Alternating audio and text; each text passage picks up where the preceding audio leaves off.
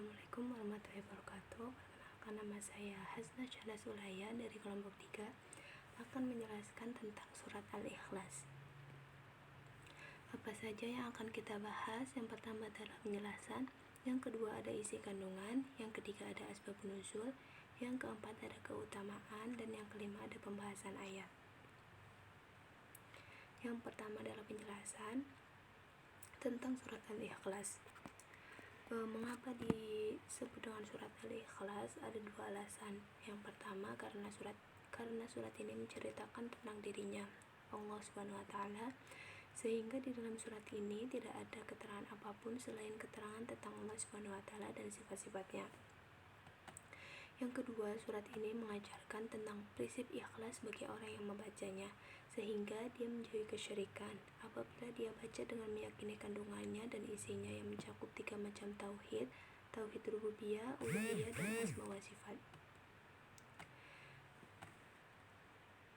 Yang kedua ada isi kandungan.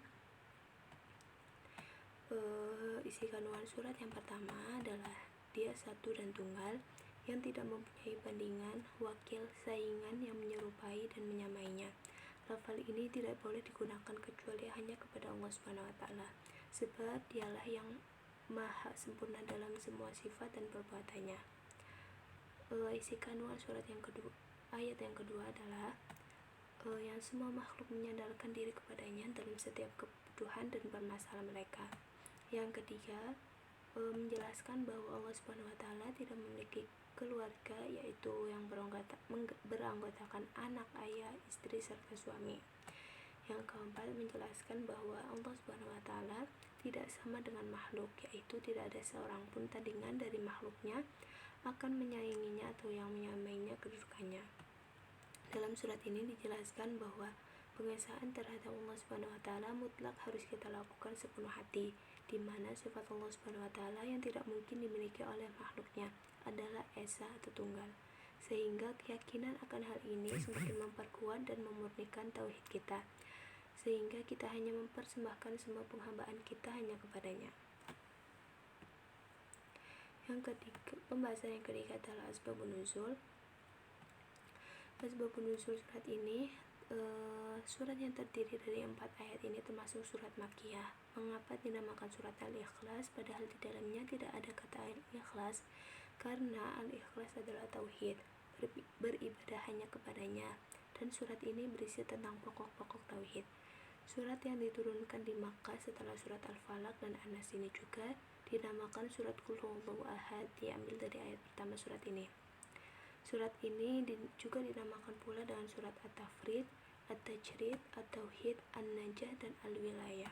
Dinamakan pula dengan surat Al-Ma'rifah dan Al-Asas. Pembahasan yang keempat adalah keutamaan surat Al-Ikhlas. Yang pertama, surat Al-Ikhlas setara dengan sulusul Quran atau sepertiga Al-Quran. Hal ini berdasarkan hadis dari Abu Sa'id Al-Khudri bahwa seseorang yang membaca Qul Huwallahu Ahad tatkala pagi hari, orang yang mendengar tadi mendatangi Rasulullah dan menceritakan kejadian tersebut dengan nada seakan-akan merendahkan surat Al-Ikhlas. Kemudian Rasulullah SAW bersabda, "Demi yang jiwaku berada di tangannya, sesungguhnya surat ini sebanding dengan sepertiga Al-Quran." An-Nawawi juga mengatakan dalam riwayat yang lain, dikatakan sesungguhnya Allah Subhanahu wa taala membagi Al-Quran menjadi 3 bagian.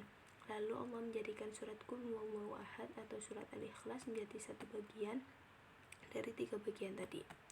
Keutamaan yang kedua adalah membaca Al-Ikhlas 10 kali dalam sehari menyebabkan Allah membangun rumah di surga. Hal ini sebagaimana yang terdapat di dalam hadis, barang siapa membaca Al-Ikhlas hingga selesai 10 kali, maka Allah membangunkan baginya sebuah rumah di surga. Keutamaan yang ketiga, membaca surat Al-Ikhlas sebab mendapatkan kecintaan Allah Subhanahu wa taala. Dari Aisyah radhiyallahu anhu bahwa Rasulullah mengutus seorang laki-laki dalam suatu syariah atau pasukan khusus yang ditugaskan untuk operasi tertentu. Laki-laki tersebut ketika menjadi imam sholat bagi para sahabat selalu mengakhiri bacaan suratnya dengan Qul Huwallahu Ahad. Ketika mereka pulang disampaikan berita tersebut kepada Rasulullah, maka beliau bersabda, Tanyakanlah kepadanya kenapa ia melakukan hal itu. Lalu mereka pun menanyakan kepadanya. Ia menjawab, karena di dalamnya terdapat sifat Ar-Rahman dan aku senang untuk selalu membacanya. Mendengar hal tersebut Rasulullah bersabda, beritahukan kepadanya bahwa Allah Ta'ala juga mencintainya. Ada pula 9 waktu yang dianjurkan untuk membaca surat Al-Ikhlas, yaitu dibaca waktu pagi dan sore hari, dan dibaca ketika sebelum tidur, ketika ingin meruqyah atau membaca doa dan wirid untuk penyembuhan ketika sakit, membaca ketika wirid sesudah sholat, dibaca ketika sholat sunnah fajar qobliyah subuh, dibaca ketika mengerjakan sholat sunnah ba'diyah maghrib, dibaca ketika mengerjakan sholat witir 3 rakaat, dibaca ketika mengerjakan sholat maghrib pada hari Jumat, dan yang terakhir dibaca ketika sholat 2 rakaat di belakang makam Ibrahim setelah tawaf. Pembahasan yang kelima tentang penjelasan ayat. Sebelum memasuki pembahasan ayat, ada kalanya saya menjelaskan terlebih dahulu apa yang dimaksud kata Al-Ikhlas dalam surat ini. Kata Al-Ikhlas berasal dari kata khalasa atau akhlasa yang berarti bersih, jernih, murni, selamat, bebas, jujur, tulus, dan tidak bercampur dengan sesuatu yang lain. Hal ini menunjukkan bahwa kata Al-Ikhlas mengacu pada makna kesempurnaan sifat-sifat Allah, dan sifat-sifat Allah terlepas dari segala kekurangan dan kecacatan. Pembahasan surat ayat pertama yaitu yang berbunyi Qul huwallahu ahad, yang artinya katakanlah dialah Allah yang Maha Esa. Ketika orang-orang Yahudi mengatakan kami menyembah Uzair anak Allah, orang Nasrani mengatakan kami menyembah Isa anak Allah, orang-orang yang musyrik mengatakan kami menyembah berhala, maka Allah menegaskan bahwa Dia Maha Esa, Dialah Allah Tuhan yang satu, yang tiada tandingannya, tiada lawannya, tiada sekutu baginya. Kata ahad terambil dari kata wahdah yang artinya kesatuan, juga kata wahid yang berarti satu. Kata ahad dalam ayat ini berfungsi sebagai sifat Allah, yang artinya Allah memiliki sifat tersendiri yang tidak dimiliki oleh selainnya. Menurut Sayyid Qutb, Qul huwallahu ahad merupakan lafal yang lebih halus dan lebih lembut daripada kata ahad, sebab ia menyandarkan kepada makna wahid, bahwa tidak ada sesuatu pun selain Dia bersama Dia, dan bahwa tidak ada sesuatu pun yang sama dengannya. Pembahasan surat yang kedua yang berbunyi Allahu Samad, yang artinya Allah adalah Tuhan yang bergantung kepadanya segala sesuatu. Al-Hasan mengatakan arti ayat ini adalah Allah Maha Hidup lagi terus-menerus mengurus makhluknya. Menurut tafsir Al-Misbah, As-Samad terambil dari kata Somado yang artinya menuju. As-Samad merupakan kata jadian yang artinya yang dituju. Sedangkan menurut Sayyid Qutb, arti As-Samad secara bahasa adalah Tuhan yang dituju, yang suatu perkara tidak akan terlaksana kecuali dengan isinya. Allah adalah Tuhan yang tidak ada Tuhan sebenarnya selain Dia. Dialah satu-satunya yang dituju untuk memenuhi segala hajat makhluk.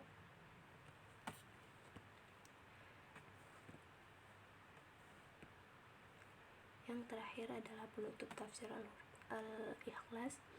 Surat ini berisi tentang rukun-rukun akidah dan syariat Islam paling penting, yakni mentauhidkan Allah Subhanahu wa Ta'ala, mensifati Allah dengan sifat sempurna, dan menafikan segala sekutu baginya. Surat ini merupakan bantahan telak kepada orang-orang kafir, baik dari kalangan kaum pagan atau musyrik maupun Yahudi dan Nasrani. Mereka semua telah menyekutukan Allah. Maka Allah menjelaskan tauhid yang benar yang harus diimani oleh umat Islam, dan 4 ayat yang padat dan syarat kandungan makna yang dalam.